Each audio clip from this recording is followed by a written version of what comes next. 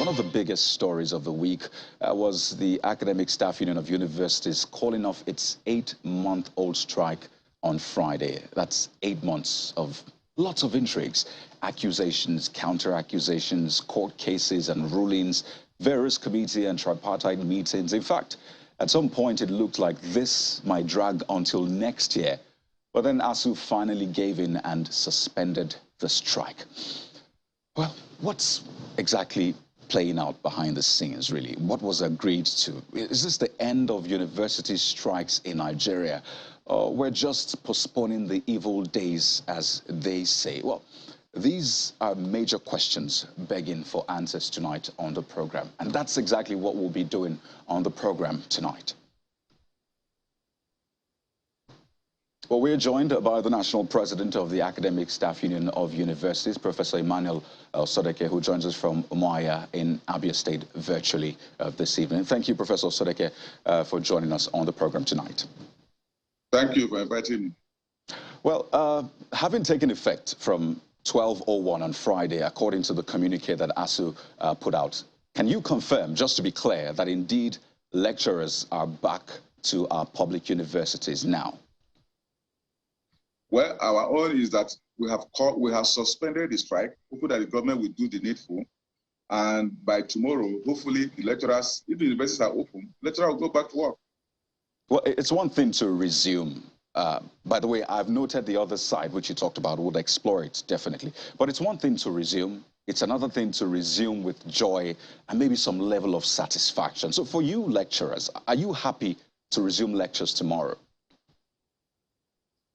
As you have seen from our own press release, the major reasons, although there were intervention by the speaker and others, but the major reason we are resuming, because we are obeying an industrial court judgment. That's why we are resuming. But the issue has not been fully resolved. No agreement signed. So we are resuming because we are a law-abiding organization, and we don't want to break the law. That is the major reason why we're also hoping that the intervention of the speaker, as promised by him, will resolve this problem within a very short time. So the issue has not been fully resolved, but will resume because of that court injunction. So in essence, you're not happy resuming tomorrow. It's just out of necessity and out of obedience to the court. Definitely. Oh, we have said this over and over again, that in trade dispute, especially involving university academics, the best option is negotiation, and then you end it within a short time. But one of the Minister of Labour, believe that the best way is to go and force them to class. So it's so sad, but because of the interest of Nigerian people, because Nigerian students, their parents, and the speaker who is intervening, our members will teach. But definitely, if they teach, you can't expect someone who will be 8 months. Somebody who maybe from his bank he has collected more than $1 million as a loan, and you want to go to class, you have not paid 1 kobo, they should go to class and teach. Well, I pray that they go there and because of the children, they will do the best, but that's the best that they can do. I mean, I expect a hungry man to go there with full mind. Right, I mean, from your disposition, demeanor, it looks like it's a confirmation of the fears that people had, that the students will be at the mercy of unwilling and unmotivated lecturers in the classroom. So what kind of education will they get then? Will that be quality education? You see, this question you are asking me, you should ask the government, not me. In a normal system, we expect that to avoid what you are talking about, they should pay the salary, because let me tell you, if you look at it, you have seen the schedule for all the universities that are opening, you have seen them. But what are they saying? They're going to start from 2021, 2020, 2021 to bring all the backlog. That's what they are telling you. So they're like other unions who go on strike. When we come back, we go out where we are stopped. That's when you start from. You have to meet up. And in doing that, you forgive your leave. You forgo your leave. You teach on weekend. You go to school by 7 o'clock so that you meet up the backlog. But somebody has gone to court to say no work, no pay. You're going to convince the government that no work, no pay. It is so sad for a country. You know, that part of the world, when lecturers are striking, it shouldn't last 2 weeks. But you say, let me wait for 8 months. If hunger will bring them back to work. Let me wait for 8 months. Let me think court will bring them back to work. But I remember, I trust them. They will do the best, like I say, in the interest of this school students and the parents. So they will do their best. But You can't, a man who is hungry, you cannot even take transport, because in those good old days, every lecturer lived on campus. Due to UI in those days, UNN, ABU, every lecturer lived on campus. You can trek to your office. But today, many lecturers live 20, 30 kilometers from their offices. How would they pay their transport to work? So those are the issues we are going to have that we believe branches we're going to deal with. But we expect the government, if they really want, if they really want to children, they should pay those money so that people will go back to work while we are negotiating other issues. Right. Just before we get into those issues, so there are a lot of students, parents, wards who are maybe packing bags on the one hand with one eye, and then they're listening and watching this conversation with the other, and naturally they want to know what to expect. And I mean, listening to you yet again, lots of issues still left unresolved, as you said in your statement. But with the benefit of hindsight, Prof, would you say that the instrumentality of this strike was fruitful or has been fruitful? Well, for us, if all the issues for which we and the speaker reach some understanding are implemented, it's very fruitful. Let me give you an example. The president was very clear, is it not? That in next year budget, they have budgeted 300 billion naira for revitalization fund. You had it. If you put 300 billion in Nigerian universities, and if money is actually released, I can assure you will transform most of those universities that use the money well. I see freedom of strike, is it not? 300 billion that will go around all the universities. No university will get like between 2 or 3 billion naira. It will transform the system if we're used for where it is needed. So it's a product of our strike. So that's one of the major products. But Nigeria has to put pressure on the government. That it's not just an issue that is in our budget. The money should be released in the first quarter as indicated. Just to be clear, Prof, with the interactions, and I think top on that list will be the one with the Speaker of the House of Representatives. You reflected that in your statement, that helped a lot to at least come to this resolution. Looking at the list of the issues that ASUU has put up, do you have anything concrete that they will be resolved? Is there a time frame? And I'm talking about earned academic allowances, proliferation of public universities, the visitation panel issues, UTAS, renegotiation of 2009 agreement. Have all those issues been resolved with some sort of time frame to the resolution? That's exactly what we have said. That these issues have, although we have reached an understanding, they have not been put down A, B, C, D, and time frame. They have not. But because of our respect for the Nigerian court, which is final, a final say, that's why we are back on plan. But with the problem that within a short time, all these issues will be sorted out and signed. So my appeal to the Speaker and to the government and to Nigerians is to ensure that the Nigerian government ensure that we meet in a very short time, reconcile all these issues, have a signed documentation on the negotiation. We'll have a signed agreement based on salary that every worker should be proud that you can have foreign lecturers begin to come in. This issue are resolved. But our fear is that in Nigeria, people look at strike as a problem. Meanwhile, strike is a symptom of a problem. So if you say you are forced them back to work, you have not solved the problem. You have not. And for me, for the interest of these young men and women who have stayed home for 8 months, who have made sacrifices for future Nigerian universities, I appeal to the government to ensure these issues are well documented and the time frame are met. So when that is done, the sacrifice these young men and women have made in the past 8 months, they will have a reason to smile that during our time, the Nigerian university was transformed in such a way we now have foreign students coming in, foreign lecturers coming in, having a proper laboratory and graduating with pride. That is our wish for Nigerian students and their parents. Okay, just to be clear now, so we know, I mean, everybody's on the same page. We can manage expectations of Nigerians. For the earned academic allowance, there's been no time frame, or there is no time frame to that, yes or no? No. Like I said, we don't have anything we signed. It's when you sign a document, you have a time frame. So we are insisting that for this year, is what we told them, pay just a little fraction, and we allow the rest to go and implement your agreement. We say pay 50 billion, and we allow the rest, the backlog, about 3 or 4 years, we will forfeit it. But pay this one that we put in our MOA of 2020, is there written that in August 2021, government will release 25 billion, And in February 2022, they will put the 50. We say pay that and let the rest go as part of our commitment to the system. We fulfill the rest, but implement the new agreement so that we start a new thing altogether and forget the past. That was what we told the government. On revitalization, they are owing 1.3 trillion. We told them, say, please, release one tranche. Right. And the balance of that one tranche is 170 billion. Release that, and they should have resolved. But they refused, not even to sign an agreement. You talked about, I mean, the possibility of the government trying to use the instrumentality of hunger to get the lecturers back to work. And I imagine you're referring to the no work, no pay policy. Do you expect to be paid for the period you didn't work with the resumption now? You see, that is the misunderstanding, man. I thought by now, even our press may understand what we are talking about.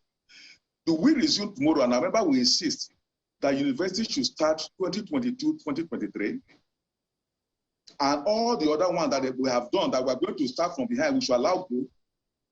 We should say we should cancel 2020, 2021, 2022, let's start 2023. So that any student who get admitted 2020, 2021, they will cancel it.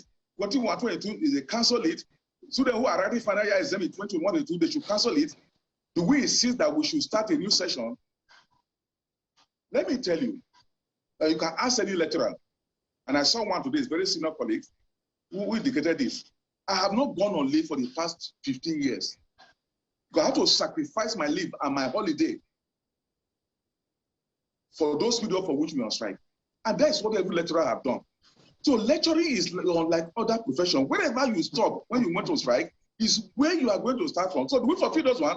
If Nigeria want that, maybe what tomorrow we'll tell our members, any lecture, any program has not been completed as at 2020 when we started strike, we should allow it to go and start a new session. Is that what you want? Is that what Nigeria wants? So when you talk about no work, no pay, it's not correct. For academics, it's not correct. You are going to do those work. And I think we should understand what the system is. Right. So for the students, I mean, if the lecturers say, yes, they need to be paid based on the peculiarity of the academic work, for the students who have lost time as well, a lot of them have lost money, their life, essentially. What kind of compensation should they be getting? 8 months. Some of them have recounted their stories of how, you know, life has been unbearable for them within this period. Psychological issues, emotional issues. Imagine seeing your mates in other climes graduating. Is there something, some sort of compensation remedy for these students? Is that being considered as well? Let me also ask this. Our colleagues who have died because they couldn't take care of their heads, our senior colleagues who have died, they couldn't take care of their heads because they were denied their salary. Our colleagues who have lost relation because they lost their salary. Our colleagues who have been chased out from house with the rented because they cannot pay their rent. Who is going to compensate them? You see, we don't look it from one side. Nigerians look at it from all the sides. And when we go back to do this one, sacrifice my leave, who is going to pay for my leave? When I go to sacrifice my leave, in a normal sector, a session is just 8 months. The other 4 months, you go on holiday. In those days, you travel abroad anywhere on holiday. Now we're going to cancel that. Who is going to compensate for those ones? You see, it's so sad that even the people, Nigerian people, the press seem to be siding one side. You don't look at the full issue. Well, Prof. Calabar, we were told, lost 10 colleagues. Are you going to bring them back? Right, Prof, these are questions that are being put to you, I mean, squarely. And, I mean, listening to you talk about some of these losses. No, this is about the lecturers and the students. And, I mean, it's important to get your side, then get the government side. That's essentially the essence, so we can get the balance and sort the issues. So you've talked about the liabilities on the part of lecturers as well, the losses. So putting all of this together, the liabilities still raises the question that moving forward, will there still be possibly another strike if these issues are not resolved? Will lecturers resort to that in the coming days if these issues are not resolved? Let me answer this question very well. If you go around Nigerian universities today, including state universities, what you see there, all the capital projects are done by TED Fund and need assessment. Go and write, you can go around. You've seen them.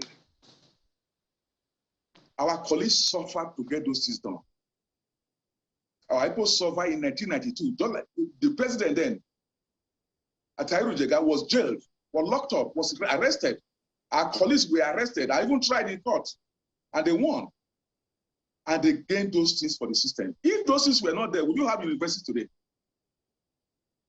If needs assessment we suffer for in 2013, if we didn't suffer, we didn't play this role, we didn't do this suffering, would you have those projects that have been done by needs assessment? Our lecturers who have been trained all over the country using TED fund. If we didn't suffer, if the Jega and his people didn't suffer in 1993, will you have them? Which state university is still giving copper as capital project to university, if not for our struggle? Please look at it holistically.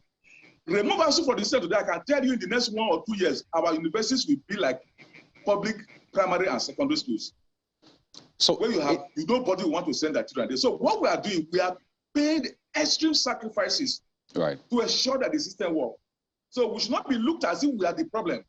In a normal country, when lecturer goes on strike, no government allowed to stay for 1 week.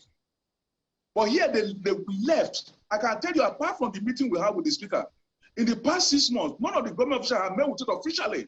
None of them called up for a meeting because they believe hunger. Apart from when the speaker and the team joined the intervention. So who do you blame? With Ghana allowed the lecturer to go on strike for 1 year again after the one happened in about 10 years ago. Please. So in essence, Prof, it belongs.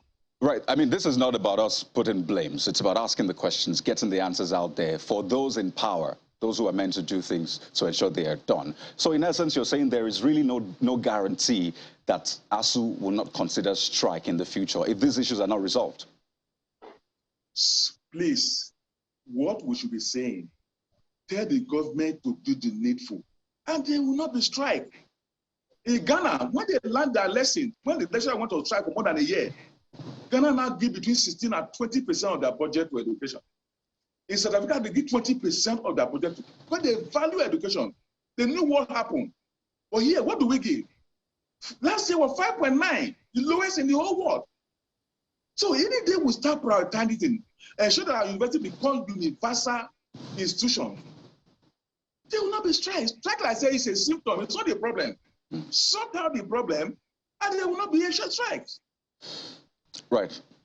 As we wind down, Prof, it looks like some of these, I mean, the issues that have been brought up and then the solutions might spill over into the coming administration. I mean, you talked about the budget, which next year's budget, which will also be implemented by the coming government, I mean, after the elections, of course. And I think it brings us to the point where a lot of Nigerians are wondering then, how should we swing when it comes to educational policies, listening to the different candidates talk about what they will do with education? If you were to advise Nigerians such that we don't go through this cycle again on who to maybe, what to look out for, what to listen for, what questions to ask about the candidates regarding education such that we don't have this again, what would you tell them? My advice to them is to make education at the primary, secondary, and tertiary a priority. Any country who plays with education create room from insecurity, which is where we are today. Please, we want the next regime to obey, to follow the trend of our neighboring country. I won't say the US or the neighbor Ghana and what have you, and allocate no less than 60% of their budget to education at primary, at the state, at the local government, at the federal level. When you do this, you will sort out this problem. Our children will go to school effortlessly. Our students start staying here. Instead of wasting so much dollar and naira in other countries, including Ghana, where we pay no less than 200 billion to every year, our children will be here. The children of the ministers, the children of the senator, the children of the governor, all of them will be in our school if they are revitalized. And we will not waste our hard currencies, giving them to go pay tuition fee, pay whatever in another country.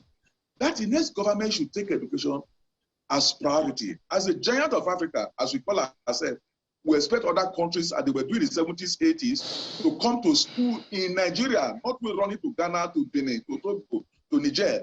They should be coming here if it is working, and there will not be strike. Finally, being a Labour Party, or a Labour Union, rather, the Labour Party has said it stands with you, has held meetings with Labour unions, essentially saying that we are for the people, the Labour unions. And I recall that the Minister of Employment or Labour and Productivity had said that ASUU is being partisan. That was an allegation that was put out there. And seeing that we're inching towards elections in just what, about 4 months now, there are questions about the activities of Labour unions. So let's present a platform for you to speak to that, either dispel it or otherwise. What do you say to that allegation by the minister? Well, hello? Yes, I can hear you. Hello? Please go ahead. Please, come again, come again. So this is about the allegation that was made by the Minister of Labour about this being partisan. And I mean, you were at that meeting where he was saying, well, I think that ASUU is being partisan in this. And we've heard the Labour Party saying, we stand with Labour, being a party that identifies with them. So we're presenting a platform for you to speak to that allegation, which is quite huge. You see, what I said at that particular press conference in Ife was very clear. That Nigerian students deserve to be respected. And that anybody who kept them at home unnecessarily, anybody, any government, anybody that kept them at home unnecessarily should be voted out. That's what I said. But when you look at Nigerian universities, ASUU is made up of federal and states. There are states controlled by PDP. There are states with their university controlled by PDP. There are states with their university controlled by APC. There is a state with the university controlled by ABGA. So why will he be saying it's about his own party? It's guilty conscience. And two, please, whether it's Labour Party, it is PDP and what have you, our union is apolitical, but we fight for the interests of the common man. That's what we do. So we're not thinking about one party. When I said that, I will refer to any state, any government, whether it is state or federal, that does not consider the interest of their student, kept them at home unnecessarily. They should be voted out. That's what I said. I didn't mention a party. And it's very clear. You can watch it any day. But for the minister to have gone to the public to start telling lies, and as soon as he told that lies, they're running away. I think it was unfortunate. All right. I think that's a fine place to leave it. I mean, the coming days will be very vital. We wish your union, Nigerian students, and in fact, Nigeria at large, the very best on this education conversation, because it is vital to the development of any nation. We've been speaking with Professor Emmanuel Osedeke, who is the National President of the Academic Staff Union of Universities. Thank you so much, Prof, for your time on the program tonight. Thank you. Thank you. Thank you. Have a nice day.